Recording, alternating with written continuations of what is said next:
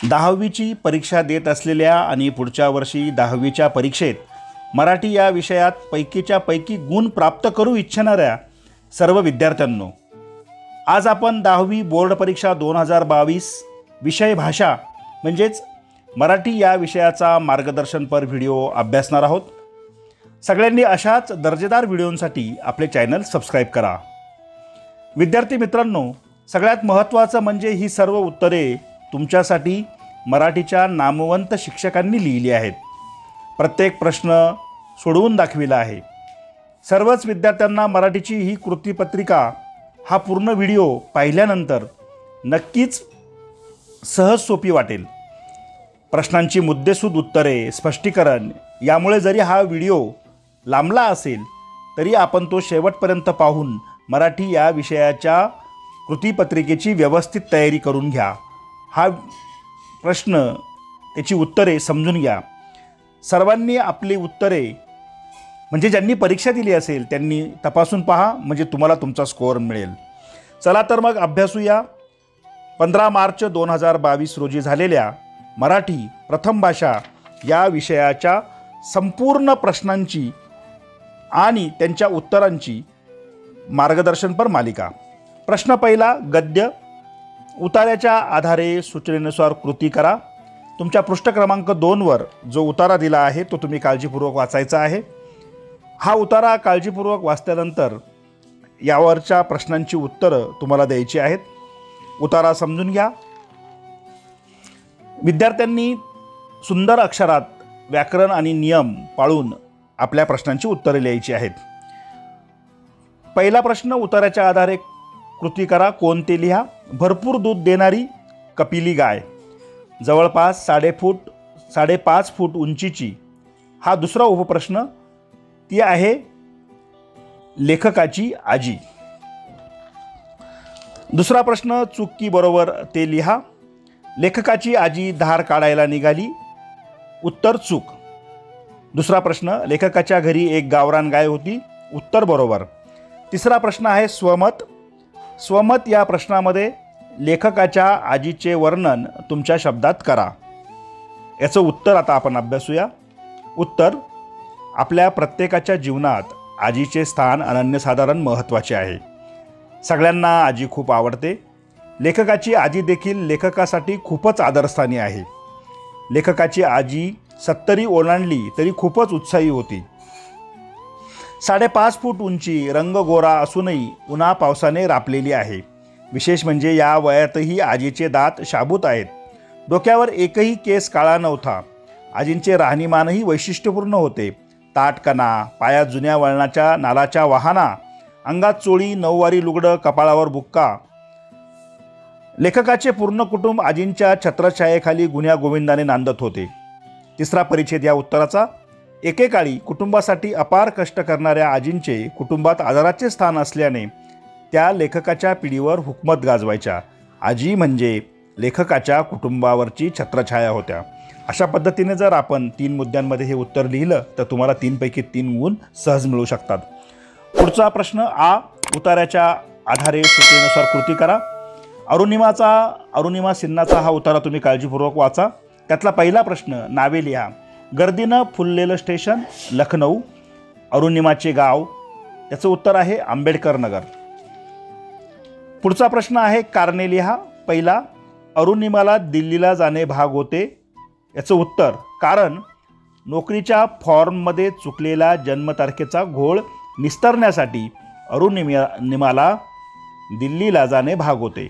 दुसरा प्रश्न, अरुणिमाने CISF मध्ये नोकरीसाठी अर्ज केला कारण उत्तर तेथील नोकरीच्या माध्यमातून तिला खेळाशी जोडलेले राहता येणार होते। पुन्हा एकदा 3 गुणांसाठी तिसरा प्रश्न, स्वमत, आणि त्याचं वाक्य आहे, प्रत्येकामध्ये एक जिद्दी अरुणिमा असते, याबाबत तुमचे विचार स्पष्ट करा। उत्तर, प्रत्येकामध्ये एक जिद्दी अरुणिमा असते हे विधान आपल्या प्रत्येकासाठी प्रेरणादायी आहे। फक्त गरज असते ती आपल्या आंतरिक शक्ती ओळखण्याची। कारण आपल्या प्रत्येकाच्या आयुष्यात असे अनेक प्रसंग येतात, त्यात आपण दुःखी होतो, खचून जातो। कधीकधी असे वाटते की या प्रसंगातून आपण कधीच सावरू शकणार नाही, परंतु मनामध्ये जिद्द असेल, संयम असेल, तर आपल्या प्रत्येकामध्ये जिवंत असलेली हीच जिद्द आपल्याला त्या कठीण प्रसंगातून बाहेर काढू शकते. खांद्याच्या दुखापतीने खचलेल्या सचिन तेंडुलकरने जर स्वतःच्या आंतरिक शक्तीला, जिद्दीला जागवले नसते, तर जगामध्ये हजारो विक्रम करणारा भारतरत्न घडलाच नसता. म्हणून आपण कठीण प्रसंगांना अरुणिमाप्रमाणेच जिद्दीने, धैर्याने सामोरे जायला हवे. पुढचा प्रश्न, अपठित गद्य आकृती पूर्ण करा. पहिला प्रश्न, उतारा वाचायचा आहे काळजीपूर्वक. पहिला प्रश्न, सौजन्यशील व्यक्तीच्या मनात असलेल्या भावना: प्रेम, सहभावना, आपुलकी आणि स्नेहशीलता. उतारा वाचल्यानंतर या प्रश्नाची उत्तरं आपल्याला सहज मिळतात. दुसरा प्रश्न, चौकटी पूर्ण करा. उताराचं काळजीपूर्वक वाचन केल्यानंतर आता आपण चौकटी पूर्ण करा हा प्रश्न सोडवूया. पहिला, सुजनांकडून अपेक्षित असलेले, याचं उत्तर आहे सौजन्य.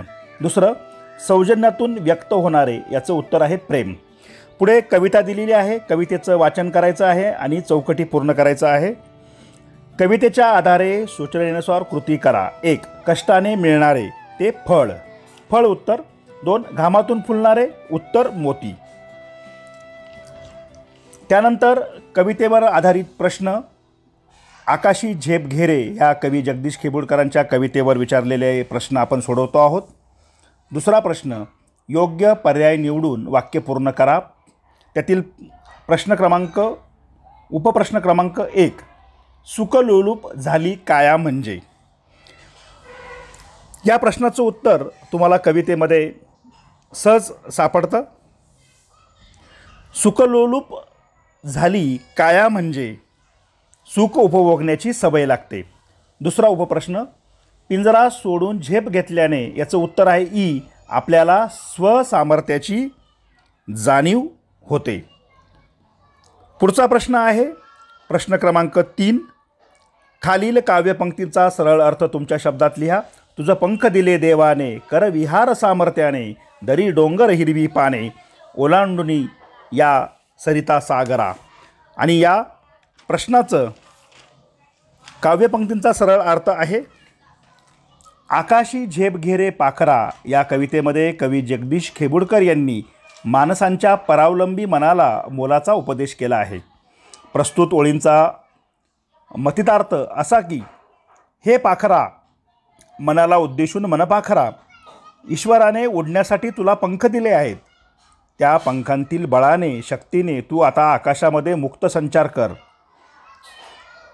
तुझ्या मार्गात तुला अनेक अडथळे आहेत. जमिनीलगत असणारे डोंगर, दऱ्या, हिरवी पाने, नद्या व समुद्र या साऱ्या अडथळ्यांना पार करून तू दिशांच्या पार तुझ्या इच्छित स्थळी जा. यानंतरचा पुढचा प्रश्न, सरळ अर्थ तुम्ही सहजपणे लिहून तिथे 2 पैकी 2 गुण प्राप्त करू शकता. पुढचा प्रश्न आहे 4, काव्य सौंदर्य आणि ओळी आहेत, आकाशी झेप घेरे पाखरा, सोडी सोन्याचा पिंजरा. यामध्ये सर्वात प्रथम काव्य सौंदर्य लिहिताना आशय सौंदर्य, काव्य सौंदर्य आणि त्या काव्याची भाषिक वैशिष्ट्ये आपण लिहायला हवीत. आशय सौंदर्य, मराठी गीतकार जगदीश खेबुडकर यांची आकाशी झेप घेरे ही मराठी चित्रपटातील एक गीतरचना आहे. स्वतःच्या सामर्थ्यावर विश्वास ठेवून ध्येयाकडे उंच भरारी घेण्यासाठी परावलंबित्व सोडून स्वावलंबी व्हावे, ही कवितेची मध्यवर्ती संकल्पना आहे. कवितेचं काव्य सौंदर्य, वरील ओळींमध्ये माणसाच्या परावलंबी मनाला मोलाचा उपदेश दिला आहे. वैभव, सत्ता, संपत्ती हा लौकिकातील सोन्याचा पिंजरा आहे. त्यात अडकलेल्या जीवाची गती व प्रगती खुंटते. एक प्रकारे प्रगती थांबते. म्हणून देहाचा पिंजरा प्राप्त करण्यासाठी हा सोन्याचा पिंजरा सोडून उंच आकाशात भरारी घेण्याची आत्मिक शिकवण कवितेच्या या ओळींमधून दिली आहे. कवितेचं भाषिक वैशिष्ट्य, कवितेच्या या ओळींमध्ये ध्रुपद व कडवी अशी गीताची सुटसुटीत रचना आहे. पद्याची भाषा रसाळ आहे. पिंजरा हे सुख लोलुपतेचे प्रतीक आहे. विशेष म्हणजे यमकप्रधान गेय रूप या ओळींना दिले आहे. यानंतर आपण पुढच्या महत्त्वाच्या प्रश्नाकडे वळतो आहोत. खालील मुद्द्यांच्या आधारे कोणत्याही एका कवितेसंबंधी कृती सोडवा. दोन्ही कवितांच्या कृती सोडवलेल्या आहेत. पहिली कविता आश्वासक चित्र, कवी आणि कवयित्री निर्जा, आणि दुसरी कविता वस्तू, जिचे कवी आहेत द मा धामनस्कर. पहिल्या कवितेचा आश्वासक चित्र या कवितेचा विषय स्त्री पुरुष समानता, दुसऱ्या कवितेचा वस्तू या कवितेचा विषय निर्जीव वस्तूंनाही मानवी भावना असतात. तिसरा प्रश्न त्याच्यामधला, आश्वासक चित्र शब्दांचे अर्थ लिहा. झरोका, खिडकी, कसब, कौशल्य, कुशलता. तिसरं कविता वस्तू शब्द स्नेह, त्याचा अर्थ प्रेम, आणि निखालस, अगदी खरे. यातील पुढचा प्रश्न ई, खाली दिलेल्या काव्यपंक्तींचे रसग्रहण करा. खोद आणखी थोडेसे, खाली असतेच पाणी, धीर सोडू नको सारी, खोटी नसतात नाणी. या कवितेचं रसग्रहण आता आपण करणार आहोत. आशय सौंदर्य, खोद आणखी जराशे या कवितेमधून कवयित्री आसावरी काकडे यांनी संयम, जिद्द, आत्मविश्वास आणि चिकाटी या योगे ध्येय साध्य करण्यासाठी कार्यरत राहावे असे चिंतनशील विचार मांडले आहेत. वरील ओळींमध्ये कवयित्रींनी आयुष्यात सकारात्मक जीवन जगत प्रामाणिक माणसांना नक्की यश मिळते हा संदेश दिला आहे. काव्यसौंदर्य, जीवनात कधीही निराश होऊ नये, जमीन खणत राहा, आणखी खणत राहा, आणखी प्रयत्न केल्यावर जमिनीखाली तुला पाणी नक्कीच मिळेल. जीवनामध्ये धीर कधीही सोडू नये, हिंमत सोडू नये. जगात सर्व माणसे स्वार्थी नसतात, काही प्रामाणिक माणसेही असतात, हा विश्वास मनात असू दे. या कवितेचं भाषिक वैशिष्ट्य, कवितेमध्ये साध्या सोप्या शब्दात कवितेची रचना केली आहे. यमक प्रधानतेमुळे कवितेला गती प्राप्त झाली आहे. वरील ओळींमध्ये सहजता आणि ओघवतेपणा असल्याने कवितेला सौंदर्य प्राप्त झाले आहे. पुढचा प्रश्न आहे स्थूल वाचनाचा. स्थूल वाचनामध्ये 3 कृती दिल्या आहेत, त्यापैकी 2 कृती सोडवायच्या आहे 3-3 गुणांसाठी. त्यातला पहिला प्रश्न, भरकटलेल्या मुलांसाठी रेखा मिश्रा यांनी केलेले कार्य तुमच्या शब्दात लिहा. उत्तर, भरकटलेल्या मुलांसाठी रेखा मिश्रा यांनी केलेले कार्य, सब इन्स्पेक्टर रेखा मिश्रा यांनी राष्ट्र निर्माणाचे कार्य करताना अनेक मुलामुलींचे जीवन उद्ध्वस्त होण्यापासून वाचवले. फेसबुक व सोशल मीडियामधील गप्पांमधून समाजकंटक व्यक्ती मुलामुलींना फसवतात. ही मुले या चुकीच्या मार्गाला अनुसरतात. रेखा मिश्रा अशा मुलांना प्रेम व कायदा यांच्या माध्यमातून समजावितात. पुढील आयुष्यातील भीषण परिस्थितीची जाणीव निर्माण करून देतात. चुकीच्या मार्गाची भीषणता समजावून सांगतात. रेखाजींमुळे अनेक भरकटलेली मुले गैरप्रवृत्तीला बळी न पडता पुन्हा शिक्षणाच्या प्रवाहात सामील झाली. एक प्रकारे देशाचे भवितव्य घडवण्याचे हे कार्य आहे. दुसरा प्रश्न, गिरिजा कीर यांच्या यडबंबू ढब्बू या बालकादंबरीतील विनोद तुमच्या शब्दात लिहा. विनोद, उत्तर, आईने ढब्बूला कुणालाही दुःखी होऊ नये असे सांगितले होते. ढब्बूने आईची शिकवण अंमलात आणताना व्याह्यांना देण्यासाठी ठेवलेले मिठाईचे ताट भिकाऱ्यांना वाटून टाकले. त्यामुळे भिकारी आनंदी झाले. आईचा उपदेश पाळला, पण सारे कुटुंब त्याच्यावर रागावले. भिकारी देखील माणसेच असतात, पण आपला विचार संकुचित असतो. आपल्या मनात वेगळे व बोलण्यात वेगळे असे आपले वर्तन असते. त्यातून विसंगती निर्माण होते. ढब्बू हा स्वतःच्या वागण्यातून विसंगती दाखवतो व विनोद निर्माण होतो. प्रश्न क्रमांक 3, व्युत्पत्ती कोशाचे कार्य स्पष्ट करा. उत्तर, व्युत्पत्ती कोशाचे कार्य, व्युत्पत्ती म्हणजे एखाद्या शब्दाच्या किंवा अर्थाच्या मुळाचे ज्ञान होय. अशा अनेक शब्दांच्या व्युत्पत्तींचा संग्रह म्हणजे व्युत्पत्ती कोश. त्याची कार्य क्रमांक 1, मराठी भाषेतील प्रमाण व बोली शब्दांचे मूळ रूप दाखवणे. 2, विशिष्ट प्रदेश व भौगोलिक परिसरातील शब्दांच्या उच्चारातील बदल व फरक दाखवणे. 3, भिन्न भिन्न काळातील शब्दांच्या बदलांचे कारण स्पष्ट करणे. 4, शब्दांचे अर्थाच्या अंगाने झालेले बदल स्पष्ट करणे. व्युत्पत्ती कोशाची कोणतीही 4 कार्ये लिहा. 4 कार्य 2 गुणांसाठी तुम्हाला असतील. पुढचा प्रश्न भाषा अभ्यास. प्रश्न 4, व्याकरण घटकांवर आधारित कृती. 1, समास जोड्या जुळवायच्या आहेत. विटीदांडू समासाचे नाव इतरेतर द्वंद्व. नीलकमल समासाचे नाव कर्मधारय. पंचपाळे समासाचे नाव द्विगु समास. भाजीपाला समासाचे नाव समाहार द्वंद्व. दुसरा प्रश्न शब्दसिद्धी.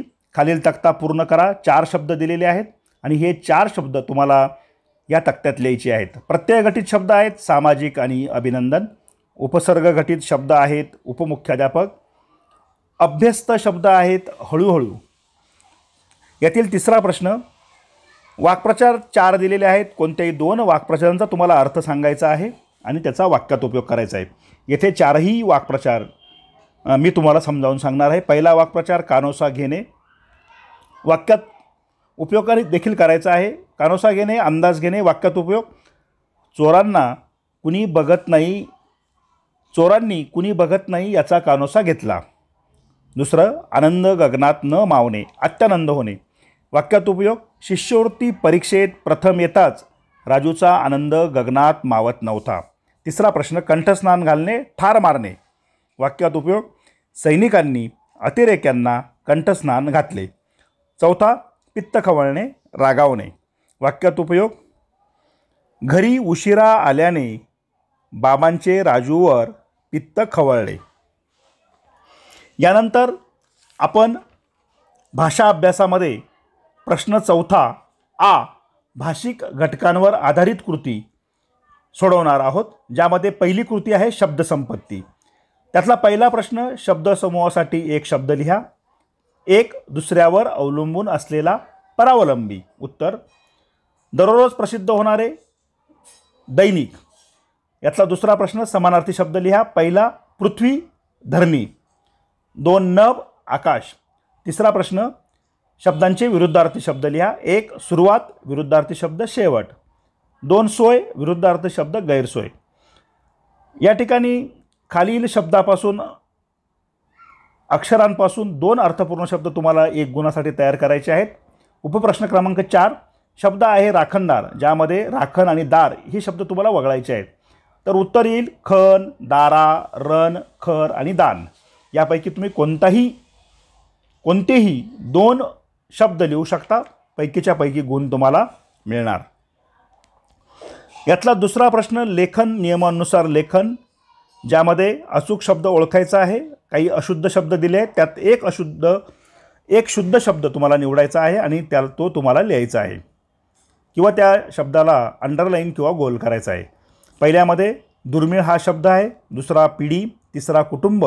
चौथा आशीर्वाद. 5वा उज्ज्वल आणि 6वा सामूहिक. जो शुद्ध शब्द आहे त्याच्याखाली अंडरलाईन केली आहे, तो शब्द अधोरेखित केलेला आहे. प्रश्न तिसऱ्यामध्ये विरामचिन्हे. पहिलं विरामचिन्ह आहे स्वल्पविराम आणि दुसरं विरामचिन्ह आहे दुहेरी अवतरण चिन्ह. चौथा प्रश्न इंग्रजी शब्दांसाठी मराठी भाषेतील शब्द लिहा. युनिट म्हणजे एकक आणि दुसरं ॲक्शन म्हणजे कृती. यानंतर आपण विभाग 5कडे वळणार आहोत. विभाग 5 उपयोजित लेखनाचा असतो. यातील सर्व प्रश्नांची उत्तरं तुम्हाला अतिशय काळजीपूर्वक आणि सविस्तरपणे समजावून दिली आहेत. ती तुम्ही काळजीपूर्वकपणे अभ्यासा. पहिला प्रश्न पत्रलेखन. प्रश्न 5वा अ. खाली एक निवेदन दिलेलं आहे. हे निवेदन जे तुमच्या स्क्रीनवर दिसतं आहे, तुम्ही ते काळजीपूर्वक वाचा.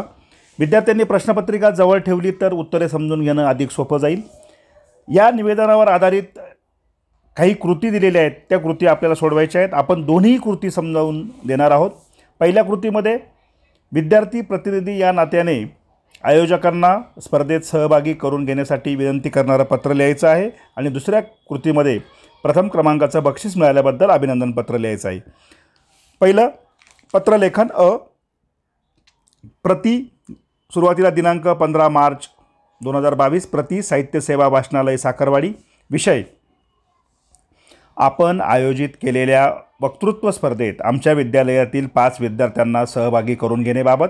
महोदय, साहित्य सेवा वाचनालयाने आयोजित केलेल्या दिनांक 20 मार्च रोजी संपन्न होणाऱ्या राज्यस्तरीय वक्तृत्व स्पर्धेत आमच्या नूतन प्रशाला बीडचे खालील विद्यार्थी सहभागी होऊ इच्छितात. विद्यार्थ्यांची नावं: श्रुती बोरस्ते 10वी, प्रज्वल सूर्यवंशी 9वी, रिशू पांडे 9वी, समृद्धी पाटील 9वी, गीता आहिरे 8वी. साहित्य सेवा वाचनालयाच्या राज्यस्पर्धेत उपरोक्त विद्यार्थी सहभागी होऊ इच्छितात. सदर विद्यार्थ्यांना सहभागी करून घेण्यास विनंती आहे. स्पर्धेत सहभागी होऊन विद्यार्थ्यांच्या अभिव्यक्तीला नक्कीच उत्तम व्यासपीठ मिळेल. आपली नम्र विनया देशमुख, विद्यार्थिनी प्रतिनिधी, नूतन प्रशाला, बीड, आणि शेवटी ईमेल नमूद केलेला आहे. यातलं दुसरं पत्र आहे ते अभिनंदन पत्र आहे. याच दिलेल्या निवेदनावर आधारित आपल्याला हे अभिनंदन पत्र लिहायचं आहे. आपण लिहूया. सुरुवातीला दिनांक 15 मार्च 2022. प्रिय मित्र विजय, सप्रेम नमस्कार. विजय, तुझे प्रथमतः मनपूर्वक अभिनंदन. साखरवाडीच्या साहित्य सेवा वाचनालयाने आयोजित केलेल्या राज्यस्तरीय वक्तृत्व स्पर्धेत तू प्रथम क्रमांक प्राप्त केल्याची बातमी आजच वृत्तपत्रात वाचली आणि आनंदाला पारावर राहिला नाही. विजय, खरे तर तुझ्या नावातच विजय आहे. राज्यस्तरीय वक्तृत्व स्पर्धेत ते तू सार्थ करून दाखविले. साखरवाडीच्या साहित्य सेवा वाचनालयाने तुला व्यक्त होण्याची चांगली संधी उपलब्ध करून दिली. विख्यात निवेदक विक्रम मेहेंदळे आणि साहित्यिक रेखा महाजन यांच्या हस्ते तुझा गौरव झाला. ही नक्कीच अभिमानाची गोष्ट आहे. तुझे खूप खूप अभिनंदन. अशीच उत्तरोत्तर प्रगती करीत राहा. खूप खूप शुभेच्छा. तुझा मित्र विहान. पत्ता विहान देशमुख, नूतन प्रशाला, बीड, आणि शेवटी ईमेल नमूद केला आहे. यानंतरचा प्रश्न आहे सारांश लेखन. तुमच्या विभाग 1मध्ये प्रश्न क्रमांक 1E मध्ये जो अपठित गद्य उतारा दिला आहे त्याचा सारांश तुम्हाला तुमच्या शब्दामध्ये मांडायचा आहे. अतिशय सुटसुटीत आणि सहजपणे पैकीच्या पैकी गुण मिळवून देणारा सारांश लेखनाचा प्रश्न तुम्हाला इथे सोडवून दाखवलेला आहे. आपण आता सारांश लेखन वाचूया. अपठित गद्याचा सारांश. सौजन्य सृजनांकडून अपेक्षिले जाते की ज्यांच्याकडे प्रेम, सहभावना, आपुलकी, स्नेहशीलता असते. नम्रता असलेल्या सौजन्याला अनेक फायदे होतात. माणूस असल्याची जाणीव होते. आक्रमक वृत्तीच्या माणसांना जुळवून घेता येत नाही. अशा पशुवृत्तीच्या माणसांकडे सौजन्य नसते. सौजन्य मनातून साकारून कृतीतून प्रकटते. या वृत्तीच्या आचार विचारांना सौजन्य म्हणतात, ज्यातून प्रेम व्यक्त होते. एकूण शब्द 102, सारांश 47 शब्द. पुढचा प्रश्न आहे, कोणती 2 कृती सोडवा. जाहिरात लेखन. योगासन वर्गाची आकर्षक जाहिरात तयार करा. आपण आकर्षक जाहिरात बनवूया. पैकीच्या पैकी गुण तुम्हाला नक्कीच या प्रश्नामध्ये मिळतील. निरोगी जीवन जगायचं आहे, आत्मविश्वासाने वावरायचं आहे, मनाला सतत सचेतन ठेवायचं आहे, शरीराची कार्यक्षमता वाढवायची आहे. चला, गिरिजा योग वर्ग रोज सकाळी 5 वाजता. फारच थोड्या जागा शिल्लक. संपर्क गिरिजा भ्रमण, गिरिजा योगा हॉल, समर्थनगर, पुणे 5. आमची वैशिष्ट्य: 1. पहाटेच्या स्वच्छ वातावरणात योगाभ्यास व मार्गदर्शन. 2. तज्ज्ञांचे मार्गदर्शन. 3. तणावमुक्त प्रात्यक्षिके. आणि सगळ्यात शेवटी लिहिलं आहे, आजच संपर्क करा. अशा पद्धतीने सुंदर जाहिरात जर तुम्ही बनवली मित्रांनो, तर तुम्हाला 100% गुण या प्रश्नाला प्राप्त होतील. दुसरा प्रश्न बातमी लेखनाचा. राजभाषा दिनाची ही बातमी. मी बातमी वाचतो. साधना विद्यालयात मराठी राजभाषेचा जागर, विविध कार्यक्रमांचे आयोजन. रायरी, पुणे, दिनांक 28 फेब्रुवारी. आमच्या वार्ताहराकडून मराठी राजभाषेचा जागर, विविध उपक्रमांचे आयोजन आणि कवी कुसुमाग्रजांच्या कवितांचे प्रकट वाचन अशा विविध उपक्रमांनी रायरीच्या साधना विद्यालयात कवी कुसुमाग्रज जयंतीनिमित्त मराठी भाषा दिन मोठ्या उत्साहात साजरा करण्यात आला. प्रसिद्ध कवी व निवेदक रवींद्र मालुसकर प्रमुख पाहुणे म्हणून उपस्थित होते. रायरीच्या साधना विद्यालयात संपन्न झालेल्या कार्यक्रमात विद्यार्थ्यांनी कवी कुसुमाग्रज यांच्या कविता सादर करून सर्वांची दाद मिळवली. कवी रवींद्र मालुसकर यांनी मराठी भाषेचा गोडवा विशद केला. यावेळी विद्यालयातील विद्यार्थ्यांनी सुंदर रांगोळीही रेखाटली होती. साधना विद्यालयाच्या वतीने दरवर्षी मराठी राजभाषा दिन नाविन्यपूर्ण उपक्रमांनी साजरा होतो. या उपक्रमाचे परिसरातून कौतुक होत आहे. मुद्द्यांच्या आधारे कथालेखन हा प्रश्न क्रमांक 3. तुमच्या प्रश्नपत्रिकेमध्ये काही मुद्दे दिलेले आहेत. ते मुद्दे तुम्ही काळजीपूर्वक वाचा. या दिलेल्या मुद्द्यांच्या आधारे तुम्हाला एक सुंदर कथा लिहायची आहे. तुम्हाला दिलेले मुद्दे इतके छान आहेत की तुम्ही या प्रश्नाला 5 पैकी 5 गुण सहजपणे मिळवू शकतात. सगळ्यांनी सर्वप्रथम दिलेले मुद्दे 2दा काळजीपूर्वक वाचा. कथेचा आशय समजावून घ्या आणि त्यानंतरच कथा मनामध्ये तयार करून कथा लिहायला सुरुवात करा. कथेला शीर्षक देऊया संगतीचा परिणाम. एक गाव होते. गावात राजू नावाचा एक प्रामाणिक कष्टाळू मुलगा होता. तो शाळेत 10वीच्या वर्गात शिकत होता. तो शाळेतील एक हुशार विद्यार्थी होता. प्रामाणिक व कष्टाळू असल्याने शाळेत तो सगळ्यांचा लाडका होता. असेच दिवस जात होते. राजूची भेट शाळेत जाताना वाईट वर्तणुकीच्या विद्यार्थ्यांशी होत होती. त्यांच्या काही गोष्टींचे त्याला नकळत आकर्षण वाढते. परिणामी त्याला वाईट संगत जडते. वाईट सवयी लागतात. ही गोष्ट शिक्षकांना जाणवते. त्यांना राजूची काळजी वाटू लागते. त्याला यातून बाहेर काढण्यासाठी ते युक्ती योजितात. राजूला घेऊन ते एके दिवशी बाजारात फेरफटका मारतात. बाजारातून ते राजूसोबतच उत्तम प्रतीच्या आंब्यांची खरेदी करतात. त्यात जाणीवपूर्वक एक डागाळलेला आंबा घेतात. आंबे व्यवस्थितपणे ठेवतात. 2 दिवसांनी शिक्षक राजूला बोलावून आंब्यांची पाहणी करतात. नासक्या आंब्यामुळे बाकीचे सारे चांगले आंबे खराब होतात. राजूला शिक्षक हळूच वाईट संगतीची जाणीव करून देतात. राजू बोध घेतो. त्याला त्याची चूक उमगते. वाईट मित्रांचा नाद तो सोडतो. गोष्टीचं तात्पर्य, जशी संगत तशी आपली जडणघडण होते. पुढचा प्रश्न आहे आत्मकथन. 8 गुणांसाठी असलेला हा प्रश्न, ज्यामध्ये समुद्राचं आत्मकथन तुम्हाला लिहायचं आहे. या आत्मकथनामध्ये आकर्षक शीर्षक देऊन हे आत्मकथन आता आपण लिहूया. मी समुद्र बोलतोय. समुद्राचे आत्मकथन. वाफाळलेल्या प्रचंड लाटा, दूरच दूर जेथे नजरही पोचू शकत नाही इतका प्रचंड आवाका. काठाभोवती वाळूचा पट्टा, शंख, शिंपले, खनिज तेले, पानवनस्पती आणि सुंदर माशांचे असंख्य जलचर, चवीला खारट आणि स्वभावाला राकट, सारंच काही अथांग विशाल.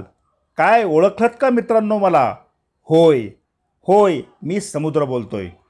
माझ्या किनारी तुम्ही कधी लाटांबरोबर खेळता, लाटांसोबत सुट्टीचा आनंद घेता, जहाजात बसून भ्रमण करता, मिठागरांच्या मिठाने जेवण स्वादिष्ट करता. पण तुम्ही कधी माझ्या अथांग पाण्यात घाण, कचरा, सांडपाणी, विषारी पदार्थ टाकता तेव्हा मी दूषित होतो. मला खंत वाटते की अनेक प्रकारे मी तुमच्या उपयोगी पडत असूनही तुम्ही मात्र मला प्रदूषित करता. माझ्या खाऱ्या पाण्यात अनेक मौल्यवान पदार्थ आहेत. मासे, शंख, शिंपले, मोती, खनिज तेल, असं खूप काही. तुमच्या अनेक गरजांसाठी माझा उपयोग होतो. माझ्यामुळेच तुमचा जलप्रवास सहज सोपा झाला. करोडो रुपये वाचले. माझे सौंदर्यही सगळ्यांनाच मोहित करते. म्हणूनच कवी, चित्रकार यांना माझा विषय आवडीचा वाटतो. माझे निसर्ग सौंदर्य, माझे महत्त्व, माझी अथांगता हा निसर्गाचाच आविष्कार आहे. निसर्गाने प्रत्येक गोष्ट किती सुंदर बनवली आहे. म्हणूनच तुम्ही मला प्रदूषित करू नका असा मोलाचा संदेश मी तुम्हाला देतो. माझ्या सहवासाने तुम्हाला नक्कीच आनंद मिळेल. तुमचे ध्येय व्यापक होईल. शेवटी मी इतकंच म्हणेन, फेस फुलांचे सपेत शिंपित वाटेवरती सडे, हजार लाटा नाचत येती गात किनाऱ्याकडे, गात किनाऱ्याकडे. पुढचा प्रश्न आहे वैचारिक लेखन. पर्यावरण जतन काळाची गरज या विषयावर तुमचे विचार लिहा. म्हणजेच तुम्हाला पर्यावरण जतन काळाची गरज, पर्यावरण रक्षण काळाची गरज या विषयावर निबंध लिहायचा आहे.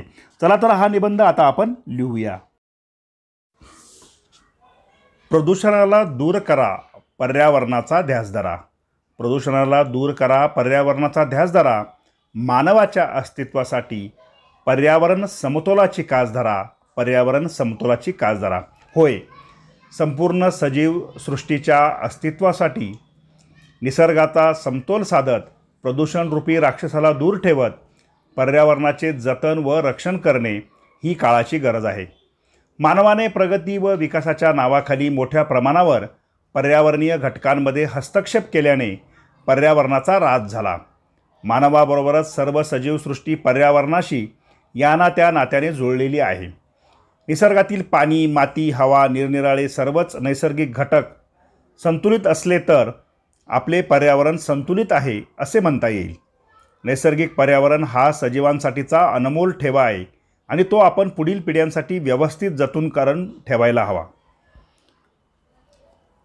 मानवाने विकासाच्या नावाखाली पर्यावरणात अनियंत्रित हस्तक्षेप केला. त्यामुळे जलप्रदूषण, वायू प्रदूषण, ध्वनी, मृदा प्रदूषणात वाढ झाली. त्याचा परिणाम होत तापमान वाढ, दुष्काळ, वादळे, अतिवृष्टी यांसारख्या गोष्टी घडायला लागल्या. वाढत्या शहरीकरणामुळे तसेच औद्योगिक प्रगतीमुळे दिवसेंदिवस निसर्गाचा समतोल ढासळत आहे. त्यामुळे अनेक समस्या निर्माण होतात. शहरांमध्ये घनकचरा, सांडपाणी, प्लॅस्टिकची समस्या दिवसेंदिवस उग्र रूप धारण करीत आहे. आज पर्यावरणाचे जतन करणे ही काळाची गरज आहे. आपल्या प्रत्येकाचा सहभागच पर्यावरणाचा ऱ्हास थांबवू शकतो. त्यासाठी प्रत्येकाने योगदान द्यायला हवे. वृक्षारोपणासारख्या पर्यावरणपूरक कृती, स्वच्छता व सांडपाण्याचे व्यवस्थापन, प्लॅस्टिकचा शून्य वापर, ध्वनी व वायू प्रदूषण टाळण्यासाठी जबाबदार वर्तन अशा छोट्या छोट्या कृतींमधून आपण पर्यावरणाचे जतन, रक्षण आणि पर्यावरणाचा विकास करू शकतो आणि पर्यावरणाचे संवर्धन करू शकतो. चला पर्यावरणाची कास धरूया. निसर्गाचे रक्षण करूया. धन्यवाद. विद्यार्थी मित्रांनो, इयत्ता 10वीच्या बोर्ड परीक्षेतील संपूर्ण मराठी या विषयाची प्रश्नपत्रिका आपण मुद्देसूद प्रत्येक प्रश्नाचं सविस्तर उत्तर अभ्यासत आणि सर्व प्रश्न सोडवत समजून घेतली. तुम्ही हा व्हिडिओ शेवटपर्यंत पाहून जर हा विषय अभ्यासला तर तुम्हाला 10वीचा मार्ग सुकर होईल आणि मराठीला पैकीच्या पैकी गुण प्राप्त करता येतील. सगळ्यांनी आपले चॅनल सबस्क्राईब करा. व्हिडिओ आवडल्यास लाईक व शेअर करा आणि सगळ्यात महत्त्वाचं म्हणजे आपले चॅनल सबस्क्राईब करायला विसरू नका. विचारवेल या आपल्या यूट्यूब वाहिनीवर सर्व दर्जेदार व्हिडिओ उपलब्ध आहेत. सगळ्यांना 10वीच्या मराठी कृतीपत्रिकेसाठी शुभेच्छा. धन्यवाद.